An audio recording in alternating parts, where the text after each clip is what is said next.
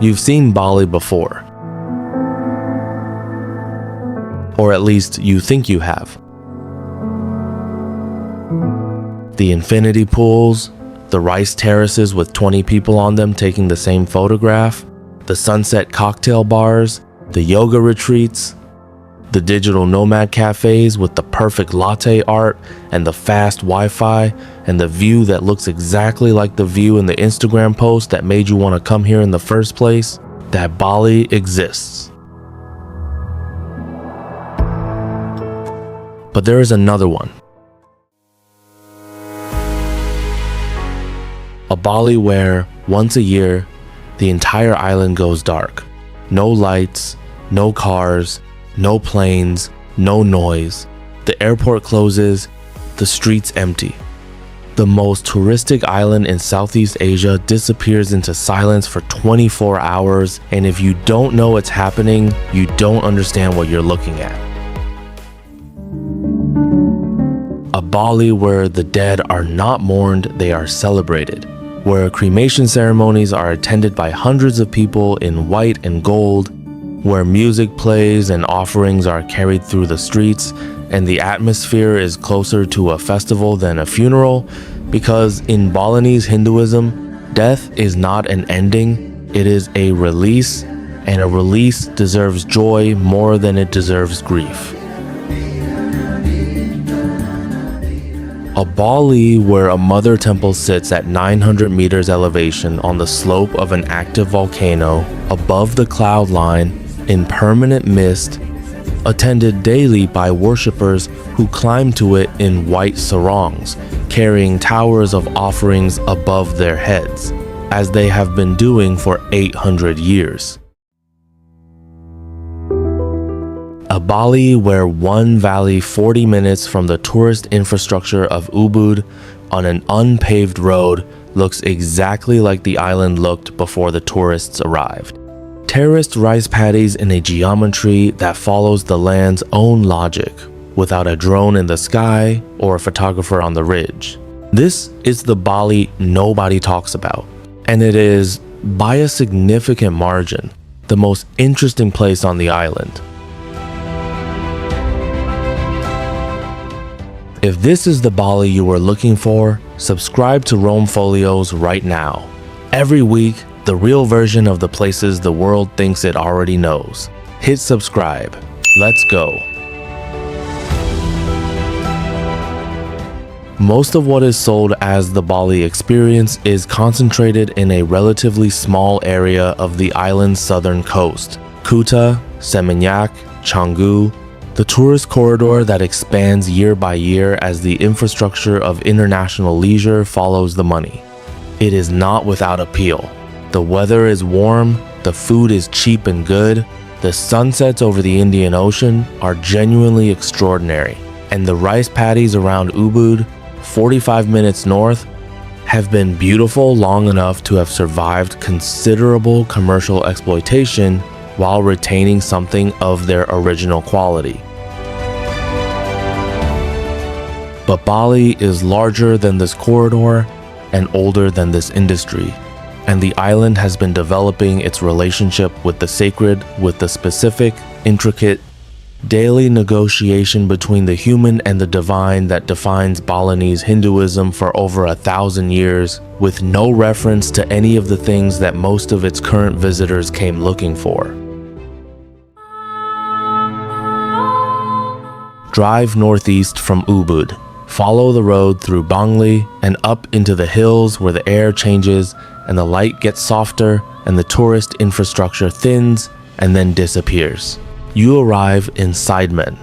Sidemen Valley is what Ubud was before Ubud became Ubud, a working agricultural community in the foothills of Mount Agung, terraced rice paddies climbing the hillsides in the traditional stepped geometry that Balinese farmers have maintained for centuries, the water flowing between terraces through a communal irrigation system called Subak that is so sophisticated in its management of water rights, ceremonial obligations, and agricultural timing that UNESCO recognized it in 2012 as a World Heritage Cultural Landscape. The subak is not merely an irrigation system. It is an institution, a community organization whose management of water is simultaneously agricultural, social, and spiritual, coordinated through the water temples that dot the Balinese landscape from the crater lake of Pura Ulun Danu Batur at the top of the system to the individual field temples at the bottom, with the Pura Besaki and its relationship to Mount Agung providing the cosmological framework within which the entire system makes sense. Water comes from the volcano, and the volcano is sacred, and the water is therefore sacred, and its distribution through the community is therefore a religious act as much as an agricultural one. And the ceremonies that govern when to plant and when to harvest and when to let the fields lie fallow are inseparable from the agricultural logic, because in Bali, they are the same logic, expressed simultaneously in practical and ritual form. In Sidemen in the early morning, before the heat arrives, the terraces catch the light in the way that photographers travel considerable distances to capture the green of the young rice, so saturated it looks artificial. The mist moving through the valley at the specific altitude between the crop and the cloud, the village sounds of roosters and temple bells, and the distant percussion of someone's morning ceremony mixing in the cool air, there are almost no tourist facilities here. There is no reason to come except to see what you are seeing. And what you are seeing is a landscape that has been continuously maintained in this form for somewhere between 500 and 800 years by communities whose relationship to the land they farm is mediated at every stage by the religious framework that Balinese Hinduism provides. Above Sidemen, above the foothills, above the clouds that sit at mid-slope most mornings, the summit of Mount Agung rises to 3,031 meters. Agung is Bali's highest mountain, and its most sacred. In Balinese cosmology, it is not merely a significant geographic feature. It is the seat of the gods, the center of the spiritual universe from which all blessings and all power flow outward to the island below. Every traditional Balinese home is oriented in relation to Agung, the sleeping direction, the prayer direction, the placement of the household shrine, everything calibrated in relationship to the mountain's position. And on the mountain's southern slope, at approximately 900 meters elevation, and commanding a view of the entire southern half of the island, when the clouds allow, Pura Besaki has been the most important religious site in Bali since at least the 11th century. The Mother Temple. The complex is not a single temple, but a series of over 80 related temples and shrines spread across the mountain slope, organized by caste, by village of origin, and by the specific deities honored at each structure, the whole system connected by paths and staircases, and the daily movement of worshippers carrying offerings up from the communities below. The approach to Pura Besaki from the parking area below takes you through a succession of gates, the split gates or Kandi Bentar, that mark the boundary between the secular and the sacred in Balinese temple architecture, and up a long staircase lined with vendors and priests and tourists and worshippers, all coexisting in the specific managed chaos of a major pilgrimage site that is simultaneously a working religious center and one of the most visited attractions on the island. When the clouds sit low around the upper shrines, which they do frequently enough that planning for it is part of the experience, Pura Besaki disappears into the mountain in a way that removes the tourist infrastructure from the frame entirely, leaving only the stone and the mist and the sound of gamelan from somewhere above, and the smell of incense carried down by the moisture. It is in those moments that the site communicates what it has been, continuously, for almost 1,000 years, a place where human beings come to orient themselves in relationship to something larger than themselves using an architectural and ceremonial language developed in this specific volcanic landscape over dozens of generations. Agung last erupted significantly in 2017 and 2018, sending lava flows and ash plumes that forced evacuations of surrounding villages and temporarily disrupted the ceremonies at Pura Besaki itself. The ceremonies resumed as soon as the eruption permitted.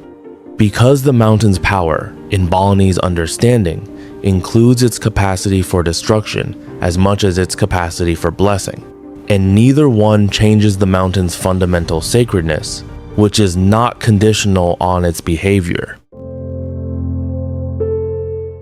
40 minutes north of Ubud, the road to Penglipuran passes through a landscape of increasingly dense bamboo forest before arriving at a village entrance that looks, at first approach, like the entrance to a theme park version of a traditional Balinese village.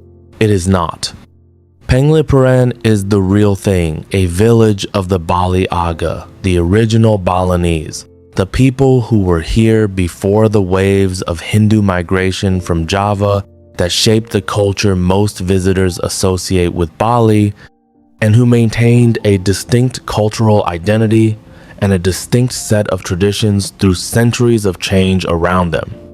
The village is organized along a single central axis, a wide, paved central street running north-south between two temple compounds, lined on either side by a series of identical courtyard gates, each one the entrance to a family compound whose internal organization follows the same cosmological principles as every other compound on the street. The uniformity is not accidental. Penglipuran's community has enforced architectural standards through communal governance for generations, the principle being that the appearance of equality among the compound gates reflects the equality of the families within, regardless of their actual material differences, and that this maintained appearance of equality is itself a social value worth preserving through regulation. It is also, incidentally, photogenic to a degree that has brought Penglipuran considerable tourist attention, to which the village has responded with the same communal governance, managing visitor numbers, maintaining the village's cleaning standards. Penglipuran is frequently cited as the cleanest village in the world, and ensuring that the tourism does not change the village's fundamental character. The bamboo forest behind the village is not decorative. It is, traditionally, the community's shared resource harvested according to communal rules that have governed its use for centuries, maintained by the same governance structures that maintain everything else in Penglipuran. The balance is managed. The bamboo grows. The compound gates remain identical. The street is clean. And somewhere in the management of all of this, in the specific discipline of a community that has decided, collectively, what it wants to remain something genuinely unusual in the modern world, is happening.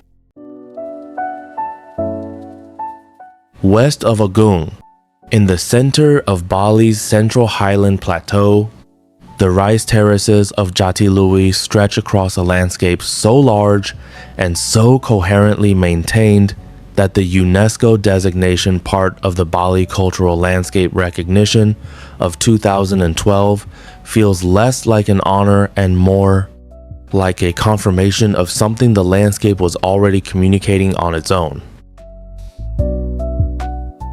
Where Tegalalang, 20 minutes south of Ubud, has become synonymous with Bali's rice terrace imagery, while simultaneously becoming a site where the imagery itself is the primary product walk-in selfie spots. Swing structures positioned for maximum Instagram potential, Jatiluwih remains primarily what it has always been, which is a working agricultural landscape.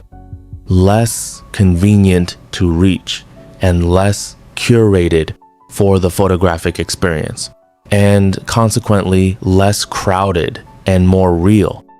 The terraces climb the slope in tiers that follow the topography with the specific logic of a system designed first for water management and second for everything else, including beauty, which turns out to be a byproduct of water management done well over several centuries.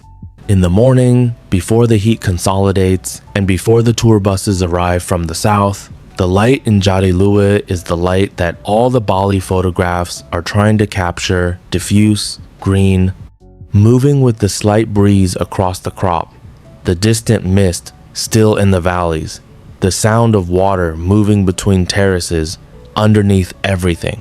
The Sabak temple at the top of the Jatiluwe system sits at the intersection of the water channels, marking both the physical and the ceremonial center of the irrigation network, the point from which the water's distribution is managed and the point at which the ceremonies governing that management are performed. It is not open to tourists. It does not need to be. Its function is not exhibition.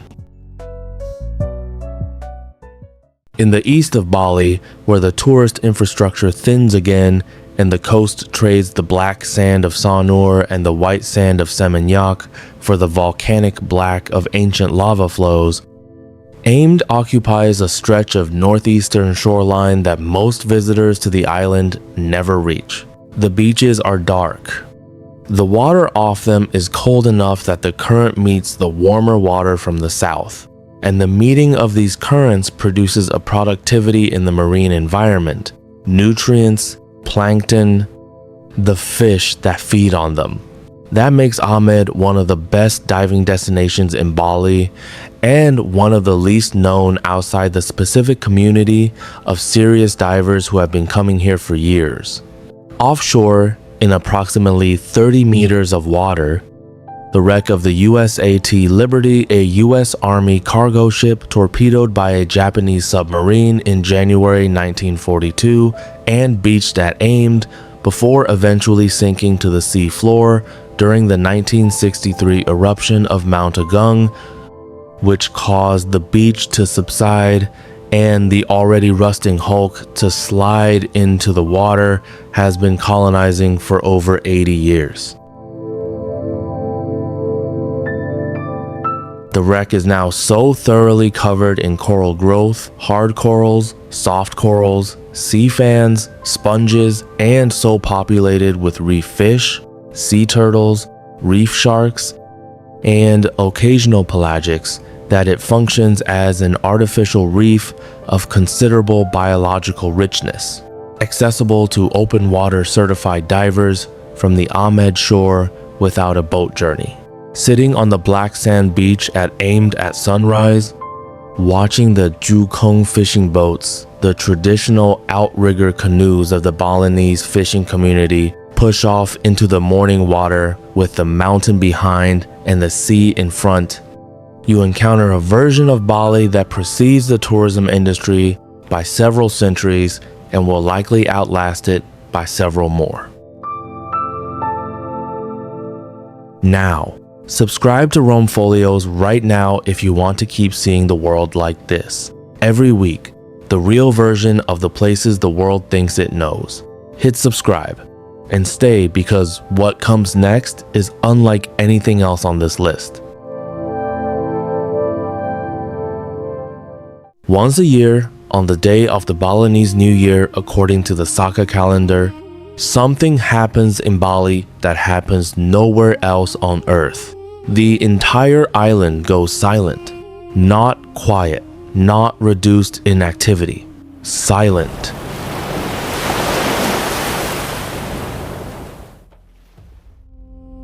Nyepi, the Day of Silence, is a Hindu New Year observance unique to Bali, governed by 4 prohibitions observed from one sunrise to the next. No fire or light, no working, no traveling, no entertainment or pleasure. The practical consequences of these prohibitions, applied simultaneously across an island with millions of residents and hundreds of thousands of tourists, are extraordinary to witness and, for the visitors who experience it, among the most unusual 24 hours available anywhere in the world. The airport closes. No flights arrive or depart for the full period of Naipi. The roads are empty. A specific community police force, the Pekalong, enforces the prohibition on travel visitors who step outside their accommodation during Nyepi are asked firmly and without exception to return inside. The island that produces so much light that it is visible from space on ordinary nights goes dark. The satellite images of Bali during Nyepi show a black shape in the Indonesian archipelago, the island visible only by its absence of the light that normally defines it. Inside the hotels and homestays and villas, families and visitors observe the day in their own ways, some in genuine meditation, some in enforced relaxation, some in the specific restlessness of people who were not expecting to spend 24 hours without the ability to go anywhere or do anything. But outside, the island breathes. Birds are heard in the streets of Denpasar for the first time in most residents' memories. Stars are visible above Kuta in a sky that is never normally dark enough. The rivers, freed from the noise of traffic and construction, become audible from distances at which they are normally inaudible. Whatever one thinks of the specific religious framework within which Nyepi exists, the effect of a mandated collective silence on an island that is normally among the most densely populated and most heavily visited in the region is something that functions measurably, empirically as a reset. And then, at the next sunrise, Bali resumes. But before Nyepi comes its eve, and the eve of Nyepi is one of the most dramatically visual events in the Balinese ceremonial calendar, the Ogo Ogo Parade. In the weeks leading up to Nyepi, communities across Bali build enormous papier-mâché and bamboo sculptures Ogo Ogo, depicting demonic figures from Hindu mythology, constructed in competition between Banjar, the community units that organize much of Balinese social life. The largest Ogo Ogo can exceed 10 meters in height. They are elaborate, fearsome, and frequently impressive as works of craft monsters with multiple arms, terrifying faces, elaborate costumes constructed from materials that the community sourced, built, and assembled over weeks of collective effort. On the eve of Nyepi, as night falls, the Ogo Ogo are paraded through the streets on the shoulders of young men from each Banjar, accompanied by the percussion of the gamelan and the light of handheld torches, the figures swaying and lurching through the streets in a procession designed to drive out evil spirits before the silence of the new year begins. The atmosphere is celebratory. Loud, proud communities competing openly in the quality of their constructions, crowds gathering to watch and to follow and to participate in an event that is simultaneously religious ceremony, community performance, and shared festival in the most immediate sense. And then the parade ends. The Ogo Ogo are burned or dismantled, and the silence begins.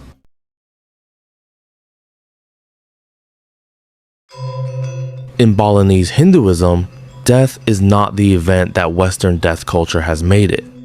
The body, the physical form, is understood as a temporary housing for the soul, borrowed from the elements at birth and returned to them at death. And the task of the living after someone dies is not to mourn the departure of the person, but to assist the soul in completing its transition to the next stage of its journey. That assistance takes the form of Engaban cremation, which in Bali is not a quiet, private affair conducted with the solemn restraint of most Western funeral traditions. It is a ceremony, a procession, a day-long community event organized around the construction and transportation of a funeral tower and a sarcophagus, both elaborately decorated in white and gold, and the colors specific to the caste and village of the deceased.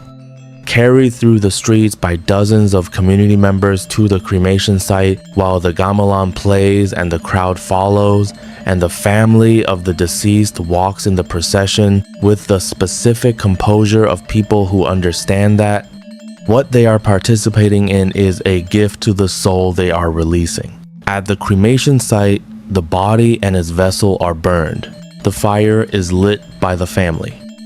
And as the tower burns, the elaborate, painted, handmade structure that took weeks to build, consumed in minutes, the crowd watches with an attention that is not grief, or at least not only grief, but something more complex. The witness completion of a process that was always going to end here, performed correctly, according to the rules that govern this most important of transitions. The ashes go to the sea. The soul moves on. And life, for the community that participated in this enormous collective act of care for one of its members, resumes.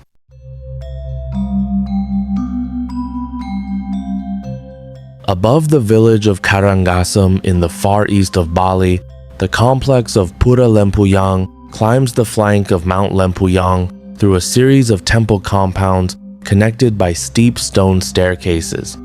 The full ascent, involving approximately 1,700 steps and an elevation gain of several hundred meters, rewarded at intervals by increasingly dramatic views of the eastern Bali landscape and increasingly elevated states of what might, in a more secular vocabulary, be called the particular alertness that comes from sustained physical effort in beautiful surroundings. The lowest gate of the complex Pura Lempuyang Luhur's split gate at the first compound is the image that has made the site one of the most photographed in Bali in the last decade, because from the right position, at the right time of day, under the right conditions, the framing of the gate produces a precise architectural alignment with the summit of Mount Agung visible directly through the opening. The image that results, white gate, dark stone, green mountain. Agung's peak is one of those photographs that people share because it looks impossible, and then learn is real, and then feel the need to go and confirm for themselves. The confirmation requires arriving before sunrise, walking the first section of the staircase in the dark with only a flashlight and the company of other pilgrims who have made the same calculation about the timing, waiting at the gate as the light begins to change, and then watching, in the specific silence that pre-dawn altitude and anticipation produce, as the mountain reveals itself through the frame of the gate in light that is first gray, then pink, then the specific clear gold of a Balinese sunrise in the dry season. The pilgrims beside you place their offerings, they light their incense, they bow. The gamelan from somewhere above continues its pattern. And the gate and the mountain and the light do what they have been doing in this specific place every morning for as long as anyone has been climbing this hill to witness it. Bali is one of the most visited islands on the planet. And somehow, in the middle of all of that visitation, it has maintained something that should have been impossible to maintain. A living, daily, community-embedded relationship with the sacred that does not perform itself for visitors, but that exists first and foremost because the community it belongs to needs it to exist. The offerings placed on the ground outside every shopfront every morning, small banana leaf trays of rice and flowers and incense, are not for tourists. They are for the spirits that need to be acknowledged before the day begins. The gates of every compound that stand at the boundary between the road and the household, not walls, not fences, gates are not architectural decoration. They are the physical marker of a threshold between two kinds of space that Balinese cosmology considers genuinely different. The calendrical system that governs when ceremonies happen, when rice is planted, when it is appropriate to begin construction or travel or any significant act, to the intersection of the 210-day Paukan calendar and the 354-day Saka lunar calendar, producing a cycle of auspicious and inauspicious days that Balinese people consult for every significant decision is not superstition. It is a system for living in time that is considerably more attentive to the rhythms of the natural and social world than the single calendar system most of us operate within. Bali is not a paradise in the way that travel marketing uses the word. It is something more interesting than that. It is a community of millions of people in multiple distinct cultural traditions that has decided, generation by generation and through constant internal negotiation, what it values and how to maintain those values against the pressures that threaten them. That decision has to be made every day. In the offering placed on the doorstep before the tourist bus arrives, in the ceremony held in the rice field before the harvest, in the silence observed across the entire island for one full day, every year, as a reminder of what the noise costs and what the silence restores. It is still being made. And the Bali that results from that decision, the one nobody talks about, is more worth your attention than any infinity pool. If this video showed you a Bali you didn't know existed, share it. Subscribe to Rome Folios. Every week, the real version of the places the world thinks it already knows. And leave a comment, did you know this side of Bali existed? I'll see you in the next one.